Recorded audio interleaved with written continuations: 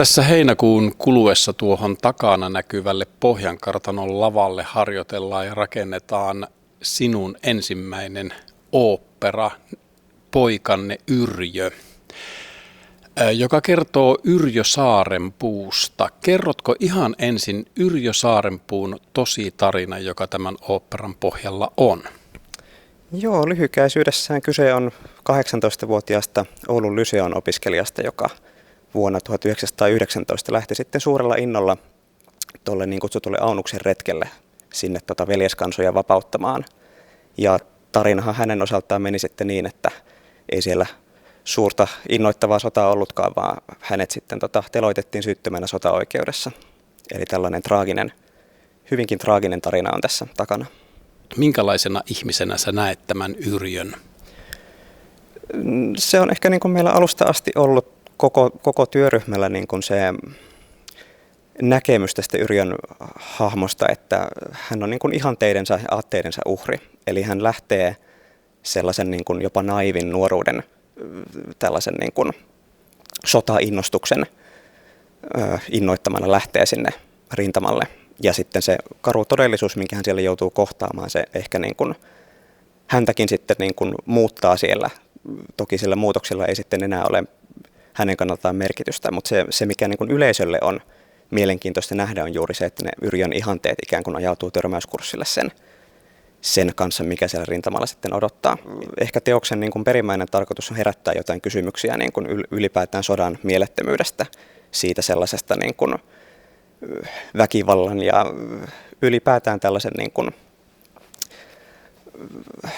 aggression, sellaisen, mikä niin kuin paljon valtaa alaa tänäkin päivänä, mikä voi olla niin kuin nuorille miehille esimerkiksi sellainen niin kuin houkutus jossain mielessä, että hei, lähdetään tonne toiseen valtioon ja vallataan sieltä toi alue, joka me nähdään niin kuin, että se kuuluisi meille. Tätähän tapahtuu koko ajan valitettavasti. Ja siinä niin kuin, vaikka tämä on historiallinen tarina kaukaa yli 100 vuoden takaa menneisyydestä, niin se ihan yhtä lailla voi nähdä resonoivan niin kuin tähän meidän omaan aikaan. Kun tämä Yrjö-oopperan partituuri valmistui tuossa kevättalvella ja se lähetettiin esimerkiksi Ruuttusen Esalle, sieltä tuli muutaman tunnin päästä huutomerkeillä varustettuja tekstareita, jossa hän ylisti, että tämä on aivan fantastinen tämä teos.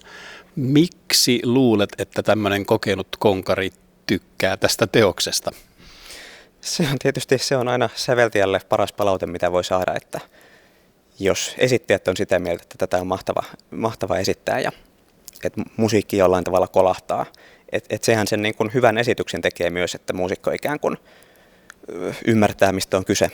Olen ehkä onnistunut kirjoittamaan sellaista musiikkia, mikä on niin kuin laulettavaa ja myöskin sillä tavalla niin kuin tekstin käytöltään luontevaa. Eli se, mihin mä niin kuin alusta asti olen juurikin pyrkinyt, että teksti tulisi sävellettyä mahdollisimman ikään kuin ilmaisuvoimaisesti.